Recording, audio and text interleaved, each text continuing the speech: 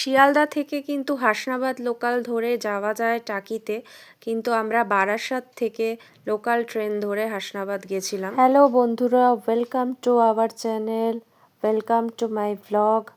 আজকে আমরা চলে যাচ্ছি টাকিতে, পৌঁছেও যাব দেখতে দেখতে। টাকি স্টেশনে পৌঁছেও গেলাম। তো তোমাদের সাথে আজকে শেয়ার করছি টাকিতে গেছিলাম। তো টাকিতে তোমরা এই শীতকালে কোথায় কোথায় ঘুরতে পারো, ফেমাস স্পটগুলো এবং কত টাকাই বা খরচা হয়েছে সেটাও বলে দিই। আমার খরচা হয়েছে মোট 1200 টাকা, কারণ ওখানে একটা টোটো রিজার্ভ করে পুরো স্পটগুলো ঘুরেছিলাম, প্লাস যাতায়াত, খাওয়া খরচা সব ধরে।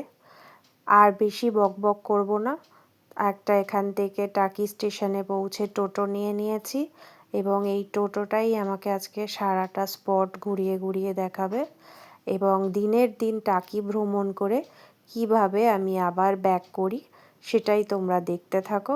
চলো ভিডিওটার মজা নিতে থাকো। প্রথমেই পৌঁছে গেছি টাকি রাজবাড়ি ঘাট। তোমরা দেখতে পাচ্ছ ইছামতি নদীর ধারে প্রাকৃতিক সৌন্দর্য তোমরা অনুভব করো।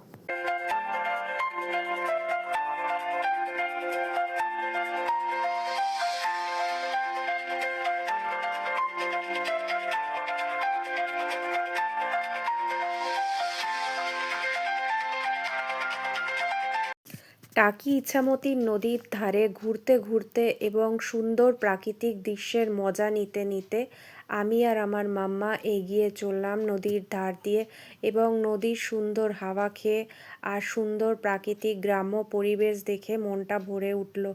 এবং সেই সঙ্গে এখান থেকেই টাকির জেটিঘাট দেখে নদীর হাওয়া খাওয়ার পরে কিছু তো খেতে হবে, পেটটা ভরাতে হবে।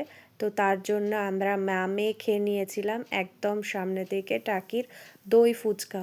তো ছেলেটা কিন্তু দারুণ দই ফুচকা বানায়, তো একদম ঘাটের সামনেই। তো আমি ফার্স্টে মাম্মা খাচ্ছিল, তারপরে মাম্মা খাচ্ছে দেখে আমিও ট্রাই করলাম দই ফুচকাটা, অসম্ভব ভালো ছিল। তো আমি আবার জল ফুচকাও খেলাম, দারুণ লাগছিল। মানে খুবই অদ্ভুত বানায় ছেলেটা, কোনো কথা হবে না।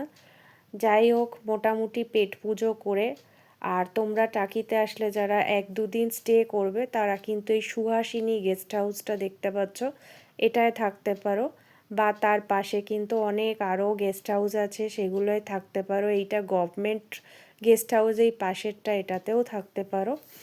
এবার প্রথমে আমরা যাব টাকি রাজবাড়ি বা পুবের বাড়ি। তো দেখতেই পাচ্ছ এটাই হচ্ছে টাকির রাজবাড়ি বা পুবের বাড়ি।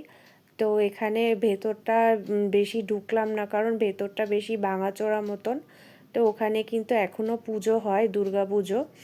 আর এই হচ্ছে বিজয়া সিনেমার শুটিং স্পট, যেটাও আমাদের টোটাল আমাদের ঘুরিয়ে দেখিয়েছিল, গেছিলাম আমরা। তো এই বাড়িটাই কিন্তু সেই আবির চ্যাটার্জি, জয়া আহসানের বিখ্যাত সিনেমা বিজয়ার শুটিং হয়েছিল।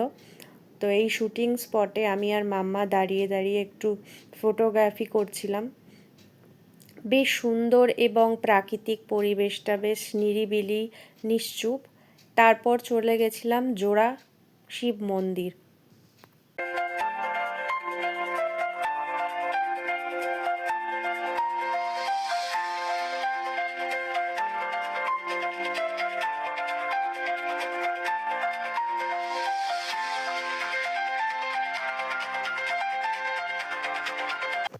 জোড়া শিব মন্দির দেখার পরে আমরা ওই টোটোটাই আমাদের আবার নিয়ে গেছিল মালদ্বীপ রিসর্ট। টাকিতে নতুন এটিও হয়েছে, খুবই সুন্দর শুটিং স্পটের মতন জায়গা, এত অবিশ্বসনীয় সুন্দর, যেন বাড়িগুলো জলের মধ্যেই মনে হবে ভেসে আছে।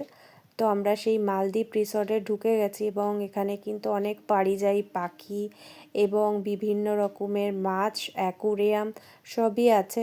এবং বাচ্চাদের আনলে কিন্তু ওদের কিন্তু বন্ধুরা খুবই ভালো লাগবে, যেহেতু এত কিছু রয়েছে, খোলামেলা পরিবেশ, সামনে একটা বড় মাঠ রয়েছে, দোলনা টোলনা রয়েছে, বাচ্চাদের কিন্তু ভীষণই ভালো লাগবে। তো আমি আর আমার মেয়ে কিন্তু খুবই এনজয় করেছিলাম জায়গাটা। তো তোমরা দেখতেই পাচ্ছ খুবই সুন্দর জায়গাটা, দেখো।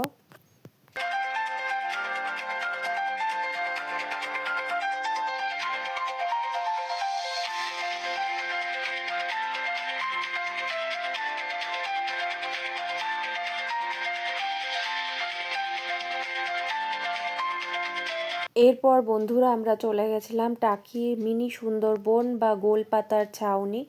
তো সেখানে দেখতেই পাচ্ছ তোমরা ম্যানগ্রোভ অরণ্যে কিন্তু ভর্তি, এবং এখানে অনেকেই কাঠ কুড়াতে আসে। খুবই সুন্দর জায়গাটা, চারিদিকে আলো আঁধারির খেলা আর লম্বা ব্রিজ, আর ব্রিজ শেষ হলে কিন্তু নদীর ধার। খুবই সুন্দর জায়গাটা, আর এখানে করা রয়েছে একটি watch tower. Thank you for watching বন্ধুরা। এরপরে কিন্তু আমরা চলে যাব আরেকটি শুটিং স্পট, যেখানে অনেক প্রসেনজিতের বই, নামটা ঠিক আমার মনে নেই। তো এইখানে প্রসেনজিতের অনেকগুলো বইয়ের শুটিং হয়েছিল। তারপর দেখতে দেখতে আমরা নদীর ধার ধরে আস্তে আস্তে চলে গেলাম একদম শেষ স্পট দেখতে, টাকি কুলেশ্বরী কালী মন্দির। তো দেখতেই পাচ্ছ টাকি কালী মন্দিরের কিন্তু একটি ইতিহাস আছে বন্ধুরা। এইটা কিন্তু স্বপ্নাদেশে পাওয়া একটি মন্দির। তথাকথিত এখানকার জমিদার স্বপ্নে পেয়ে মাকে প্রতিষ্ঠিত করেছিলেন। মায়ের কিন্তু একটা ঘট পেয়েছিলেন, যেটা নদীর ধারে পেয়েছিলেন। যেহেতু কুল ভাঙতে ভাঙতে এই মায়ের মন্দিরের ঘরটি পেয়েছিলেন, তাই নাম কুলেশ্বরী কালী মন্দির। এবং এই মন্দির কিন্তু খুবই জাগ্রত, অনেকেই এখানে মানত করে অনেক কিছু ফল পেয়েছেন। তো দেখতেই পাচ্ছ বন্ধুরা, আমি এখানে মায়ের দর্শন করলাম।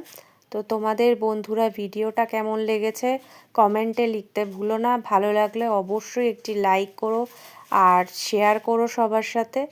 আর যদি পারো একটু কমেন্ট করো, আর চ্যানেলটা অবশ্যই সাবস্ক্রাইব করে পাশে থাকা বেল আইকনটা প্রেস করে দিও, তাতে প্রথম নোটিফিকেশানটা কিন্তু তোমরাই পাবে। তো আজকের জন্য